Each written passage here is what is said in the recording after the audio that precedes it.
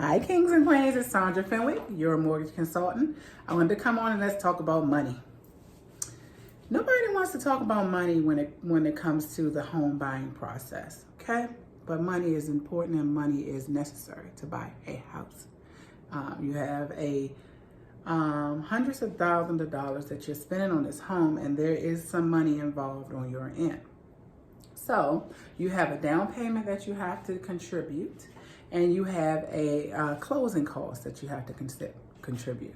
Now those closing costs is for your escrow account, to pay your insurance, your taxes, pay all of your title fees, title insurance, surveys on your property.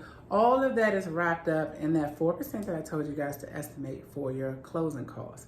Now, that is money. If you didn't get any assistance from anywhere, you need to bring 3 to 3.5 as a first-time home buyer.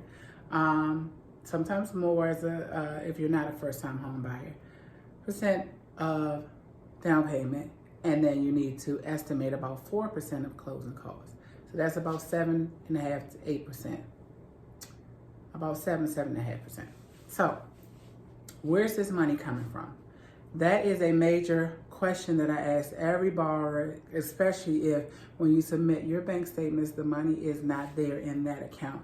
Sometimes people don't want to provide all of their bank statements. I know it's a hassle, keep upload this, upload that, but we need to know where the money is coming from for you to close this loan.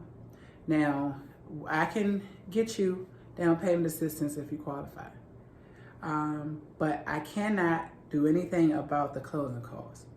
Options for the closing costs is that you can get a gift from a family member, or you can potentially ask the seller to pay your closing costs.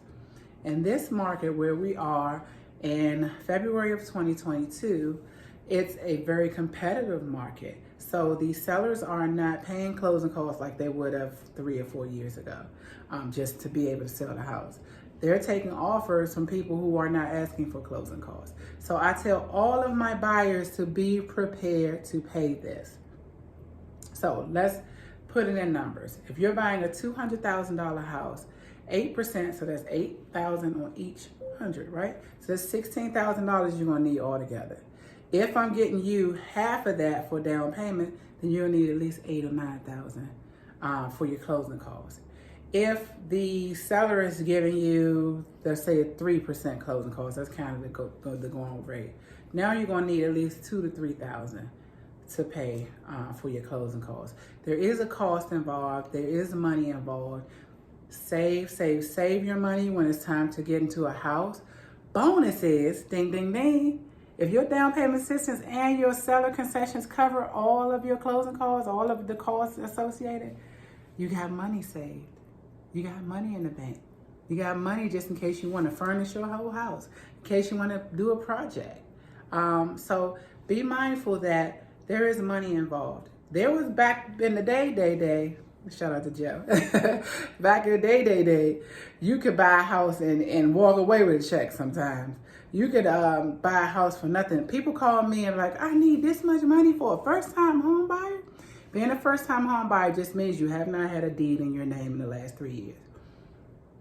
It does not automatically give you access to money. So we do have programs. We have down payment assistance, DPA programs for you that you can tap into if you qualify, but be prepared to come to the table with some money.